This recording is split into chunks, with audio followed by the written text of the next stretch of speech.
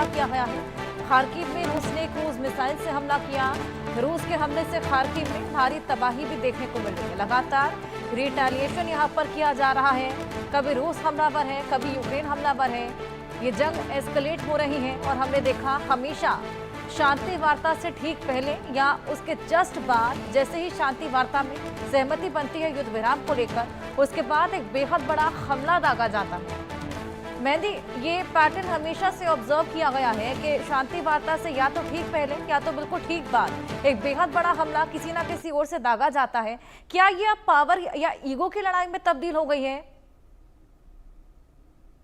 बिल्कुल हर्षा, देखिए जैसे ही दोनों देश एक टेबल पर बैठते हैं, जैसे ही दोनों देश शांति वार्ता की बात करने बैठते हैं, तो उस वार्ता से पहले ही या फिर उस वार्ता के तुरंत बाद जो है इस तरीके के जो अटैक्स हैं वो दोनों ही देशों की तरफ से देखे जाते हैं। तो लगातार जो है शांति वार्ता की बात दोनों देशों के बीच में एक तरफ चल भी रही है, तो दूसरी तरफ लगातार जो अटैक्स हैं, जो ड्रोन अटैक्स हैं, चाहे वो मिसाइल अटैक्स हों, वो दोनों ही देशों की तरफ से किए भी जा रहे हैं। तो बेशक इसे ये माना जा सकता है कि दोनों ही देश कहीं ना कहीं इंटरनेशनल लेवल पर, वर्ल्ड लेवल पर ये दिखाना चाहते हैं कि कोई किसी से कम नहीं है और ये जो जंग है इसे जारी ही रखा जाएगा। रशिया की अगर बात की जाए तो बेशक वर्ल्ड पावर है, तो ऐसे में लगातार अपना जो ताकत है वो दिखाता हुआ फिलहाल रशिया दिखाई दे रहा है। और जो ये हमला हुआ है, जो लेटेस्ट हमला रशिया की तरफ से किया गया है, उसे यूक्रेन के खिलाफ एक बड़ा बदला माना गया। लेकिन यूक्रेन भी इस पूरे जंग में कहीं भी पीछे हटता हुआ नजर नहीं आ रहा है, मुंह तोड़ जवाब दे रहा है रशिया को। तो बेशक दोनों ही देश जो है वो आमने सामने की लड़ाई में शामिल हो चुके हैं और लगातार दोनों ही देश ये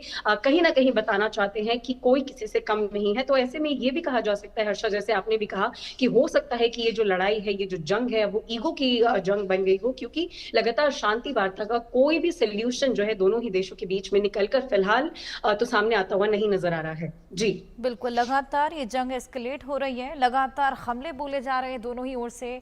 पोर्ट्स को निशाना बनाया जा रहा है, एयरबेसेस को निशाना बनाया जा रहा है। लेकिन मेहंदी, इसी बीच सबसे ज्यादा खामियाजा जो भुगतता है वो आम जनता।